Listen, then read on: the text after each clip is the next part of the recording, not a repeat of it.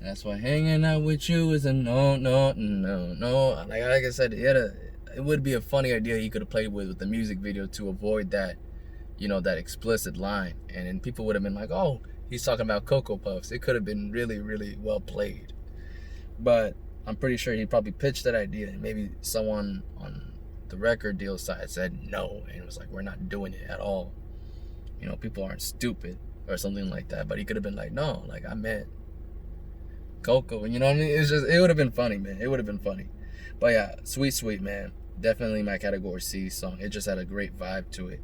I could have definitely done SDB interlude, but I felt like Sweet it was dope. I love it. I'd rather give it to an actual song than give it to an interlude, to be honest with you. Although it's a good interlude, nonetheless. Category D, that's none other than Coordinate. If you think I was going to give credit to anybody else other than TM88, knowing that I'm an 808 vibrating, I mean, I love my 808s to just pretty much go like how an 808 Mafia 808 goes like, or I like the drill, I like the trap sounds.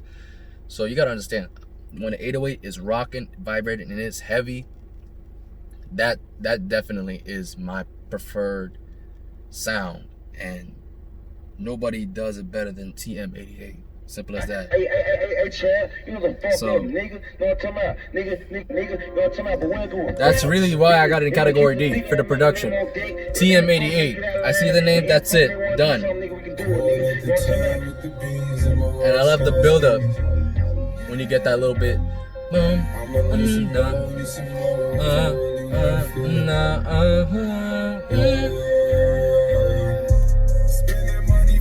the 808.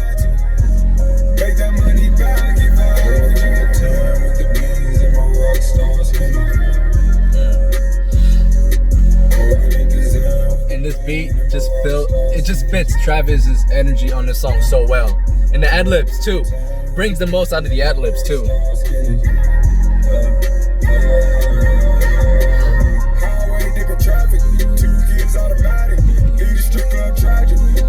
Every artist, Travis Scott, Tory, everyone that switched to that 808 kick pattern and decided to rock with that trend, they need to go back to this. Go back to the 808 Mafia sounds. Go back to the drill sounds. This is what really made hip-hop take it to the next level. I mean, you can't rock with this other way. Like, to me, I fuck with it. It's a dope vibe. And the whole time, like, the 808 keeps you rocking with it. And you can't help but enjoy it, man. You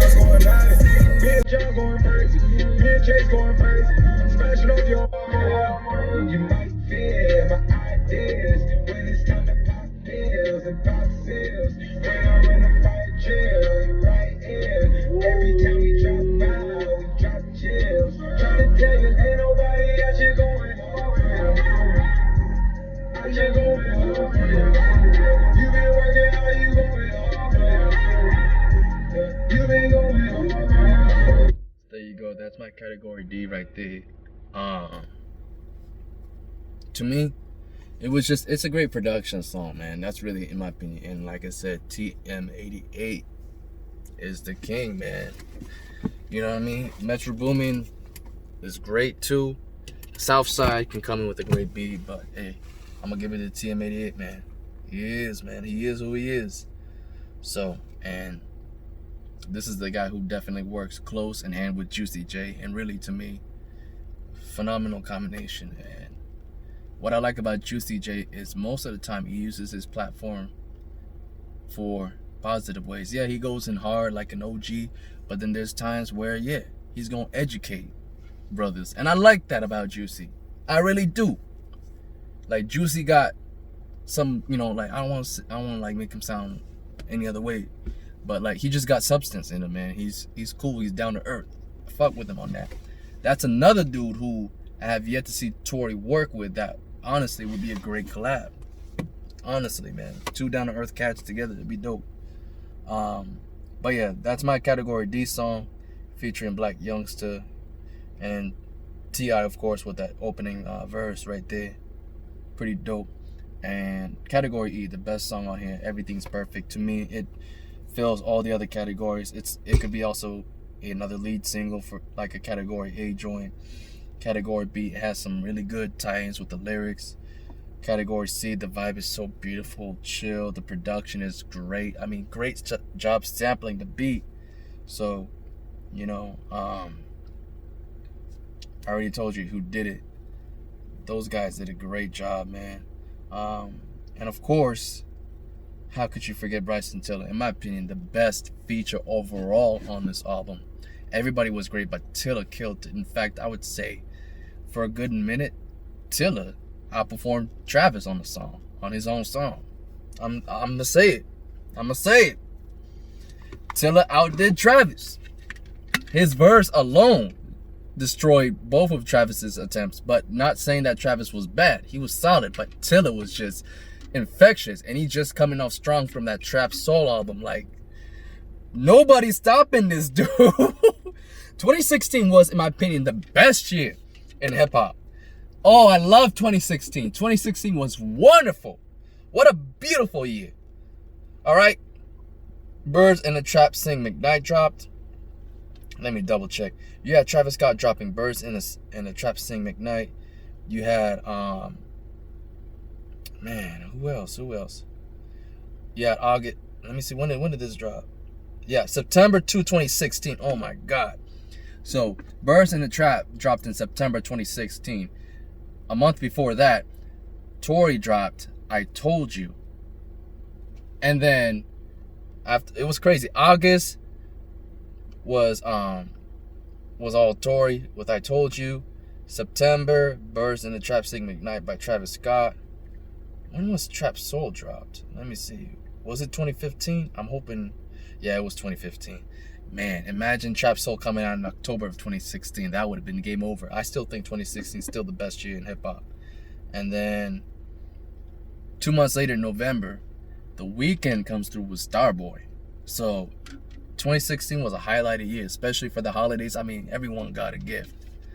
And then Tory would add on with that on New Year's, even though it was 2017, still. Like, to start it all off, he did New Toronto 2 and Chick State 4. Like, it was a great span. That whole season going from on winter, man, was just, that whole winter was great, going from 2016 into 2017. It was phenomenal. Wow. That was really, in my opinion, the best part of hip-hop right there. Damn. I know there's a couple other dudes that dropped some dope music. I'm missing a couple other artists. They definitely dropped something in 2016. I'm gonna figure out who. Let me see. When did Intermission came out? Nah. But 2015 was also great too, because then like Trey Songz dropped Intermission. Yeah. I think that's it. What about Ty Dolla $ign? Let me see. Yeah, so I forgot one more. I knew there was one more. So Free TC by Ty Dolla $ign also dropped in 2016. Let me get that in there. Let me see what month that dropped. Was it 2015? Oh shit, never mind. I'm off. That was in November. So you know what? 2015 might actually give. Damn. But I'll say this though, he did drop Campaign. He did drop Campaign in September. So you had Birds in the Trap Sing Mcknight by Travis Scott. You had Campaign by Ty Dolla $ign. Campaign is nothing to be slept on. I mean, it is dope. Then The Weeknd dropped Starboy in November. So, like I said, all these cats came through with something dope. And then, if I'm not mistaken, For Your Eyes Only was also dropped in 2016. And I like that album. And that was released on December. That's crazy. So August, you had Tory dropping I Told You. September, Travis Scott drops Birds in the Trap Sing Mcknight. Ty Dolla $ign drops Campaign. All right? And then November, The Weeknd drops Starboy. And then December, J. Cole wraps it all up with For Your Eyes Only. Crazy. What? Man. And then one more. I'm going to do one more search right now.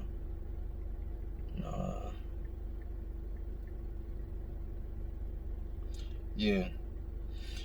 I think that was it. Yeah. I don't know who else dropped in 2016. 2016, in my opinion, was definitely arguably one of the best years in hip-hop. Let me see. Wait a minute. When was this thing called Life dropped? Okay. So, you know what? It could be an argument between 2015 and 2016. I might have a debate for which year was the best year in the mid-teens for hip-hop. That's crazy, because then 2015, August, Alcina dropped this thing called Life. Tilla dropped Trap Soul. Who else did I mention dropped in 2015? Trey Songz did Intermission, which was dope. Tory also dropped on Christmas, New Toronto, and Chick State 3. Can't forget about that. As well as Cruel Intentions that same year. So Tory was on a mixtape run, which was crazy. Ty Dolla $ign dropped Free TC, which was also dope. Who else? Wait. When was Mailbox Money dropped? That was in 2014. Was it Sauce and Song? Damn, I forget. I remember I had to keep up with everything, dude. I remember 2015 and 2016 were years. It was so many great music. I had to keep up. Like, I had no time to settle with whoever was dropping whoever. And then Tiana Taylor, I think she dropped Cassette Tape 94. It was a great era. Those, I want to say 2013 all the way to 2016. That was really the best time. The mid-teens of the teens was the best part of hip hop, man. Let me see where you are, Tiana. Let me see. I don't care. I could take all the time, man. This is definitely worth it. What else dropped in 2015? Because I know in 2014, that was when, that's when Tory dropped both Chicks Tape 2 and Lost Cause. Beauty Behind the Madness by The Weeknd was dropped in 2015. So yeah, that's another point right there for 2015. Cassette Tape 94 by Tiana Taylor was also in 2015. What was Trouble Man dropped? That was late, early. Let me see. A Seat at the Table is a vote for 2016 by Solange. That was a great album dropped in that year.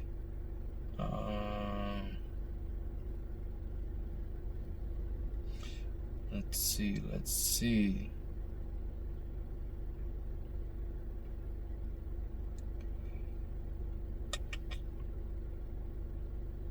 Slauson Boy 2 was dropped by Nipsey Hussle in 2016. And that was a dope project, in my opinion. Also, you guys may have not known him, but Nico Lafray was a dope rapper. I was looking forward to his music. He dropped Troubled Soul, Blame the City in 2015. So that's a vote for 2015. And then he kind of disappeared off the map, which sucked. Meek Mill was on fire in 2013. I remember Dream Chasers 3 was ridiculous. That's still, in my opinion, the best Meek Mill project / tape. I fucked with that whole project. I don't care what anyone says. DC3 is his best, in my opinion. Dreams Worth the Money, that was okay. It was dropped in 2015, right when Tory was starting to catch heat. It's cool. Let me see. I probably got some more people. Oh, let me not forget the Chicago brothers. Let me not forget the movement. Free Crack 3 in 2015 by Bibby was dope. Let me see where Lil Herb is at. There we go. Here we go. I remember Ballin' Like I'm Kobe was in 2015. That was fire. Strictly for My Fans was a fire tape by Lil Herb. That shit was dropped in 2016. Yeah, 2016 and 2015 are like right there, neck to neck. 2014 as well, but To Pimp a Butterfly also adds 2015. It's a killer. Man. That was, like I said, great years. And if I go to Juicy, he had Blue Dreams and Lean in 2015, but he was on a mixtape run. And then he also dropped Ode to Oscars. Let's see. My favorite one by him is 100% Juice. That was also 2015. And then he did Must Be Nice in 2016. There's another artist I don't think you've ever heard of. He goes by the name of Johnny Rain. He's a really talented cat, man. But he dropped his debut album 11 in 2015. I did a Vibe Out Sesh episode or series with him too, so I definitely check him out if I were you. If you guys are a big fan of Nico Lafray, check out Johnny Rain. And if you like Tory Lanez, all my Tory Lanez fans, all my Travis Scott fans, if you watching up to this point, check out Johnny Rain. I did a Vibe Out series. You're gonna really like his music, man, on some other level, dog. But yeah, I think that's it. I don't remember any. Oh, Jacquees. That's right. 2016, Jacquees dropped Mood. And that was a fantastic mixtape. That tape put him on board, on everyone's radar. BED. I know you wanna see. Oh man. I'm about to fuck up that whole song. Lyrically, I'm bad, but I know how it goes. I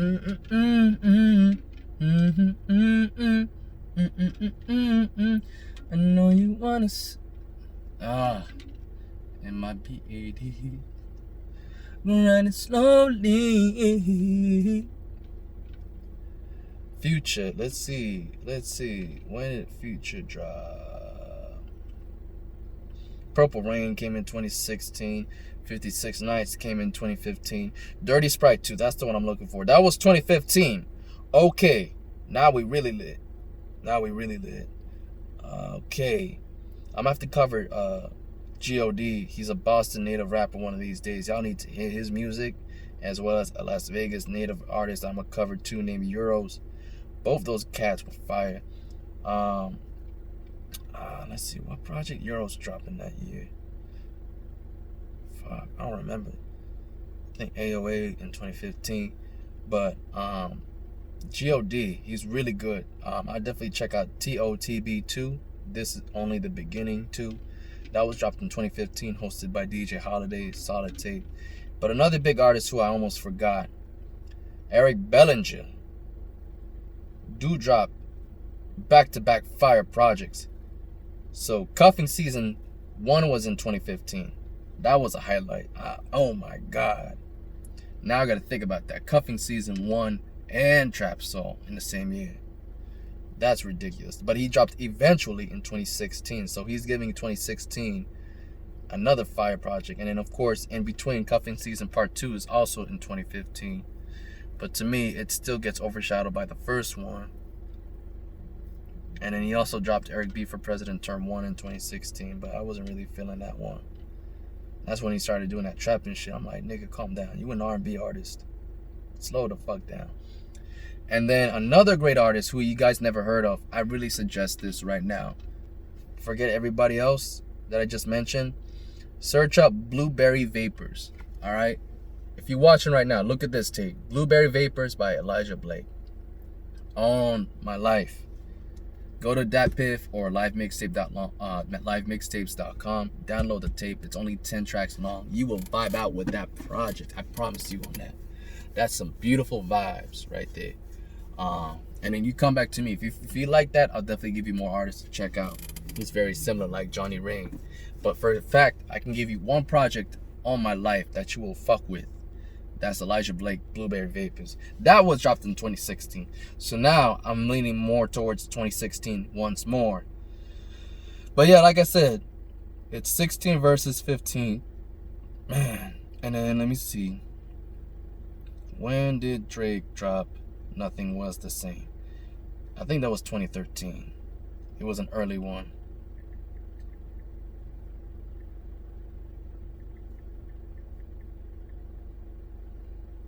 Yeah, it was 2013. If there was anything that he dropped in 2015 or 2016-ish, it might have been Views. But nope, I don't even fuck with that project. Yeah, it was in 2016. I don't really care. Don Kennedy. Nah. All of his best ones were like early on for me. Let me see, DJ Mustard. When did he drop 10 Summers? 2014, so it was a little too early for that era. Sci-Hi the Prince did Black History Project Part 2 in 2015.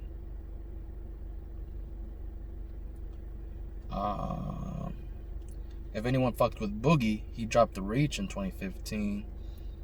I'm not really a big Sean fan, but he dropped Dark Sky Paradise in 2015. I already mentioned August Alsina. This thing called Life was, that's my top 10 album for life. No fucking around on that bullshit. And then Ace Hood, I gotta check the Starvation. Starvation 5 was dope. That was in 2015. 2016, my apologies. And then 4 was on 2015. I wasn't fucking with 4 as much. 5 I prefer a lot more. 5 was hard. Really, that's it. Okay. And I know 2 Chainz dropped Daniel Son Necklace Dawn. I probably have more projects that I missed because there's some projects I didn't get a chance to carry through. I've gone through so many SD cards, so many computers, laptops crashing on me, losing all that shit, having to re-download. It was annoying. Black Hollywood just didn't make it. It was in 2014, but between, I want to say, yeah, in the realm of 2013 to 2016, that was really the best time for hip-hop since the 90s, in my opinion, and mid-2000s. But no, like, I'm dead serious, man. Hip-hop definitely peaked all the way throughout the 90s, early to mid-2000s, cool, kind of quieted down just a bit heading into the 2010s, and then eventually it picked up once more. I say 2013, definitely, all the way to 2016. 2017 was pretty good, but some artists were there. Some artists that was really 2017, I think, was a quiet year. Not many people were dropping music that year specifically. But I know for a fact 2016 and 2015 were loaded. Everyone was dropping something. Everybody. Like I just mentioned you, a lot of people, dog. That's crazy. Oh man. But yeah, this is it for me. Sorry about that, y'all. I got way carried away. Maybe we'll have this discussion about what was the best years in the teens. And y'all, we can have that discussion, man. But yeah, let me show you my board real quick. End this video on this note. Let me just give you guys a better view. There you go. Might be hard to see. Fuck it. Alright. But anyways, there you go. Burst in the Trap, Sing Mcknight was a great project by Travis Scott, dropped in 2016. In my opinion, probably the best year of all the teens for hip hop. With 15 being a very, very neck to neck close second. It's just because I fucks with more of the projects dropped in that year than I did the previous year, I guess. But either way, quality music no matter what. So if you guys enjoyed this, go ahead and leave a like. And if you're new or it's the first time watching this, subscribe, man. Enjoy, hit the button. I definitely will drop more of this. I think I'm gonna go ahead and do Jack Huncho Jack next video.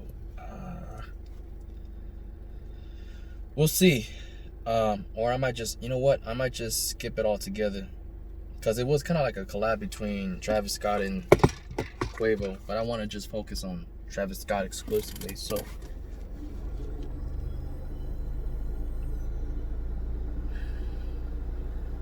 I think I might do that. So we'll see. Maybe I might do Jack Huncho Jack. But anyways, this is your boy Drew Blue signing out. Y'all stay safe, stay blessed out there, and most importantly, have fun in life. You never know when it'll be taken away from you. So enjoy every moment that you live in, brother, because you're blessed. All right, deuces.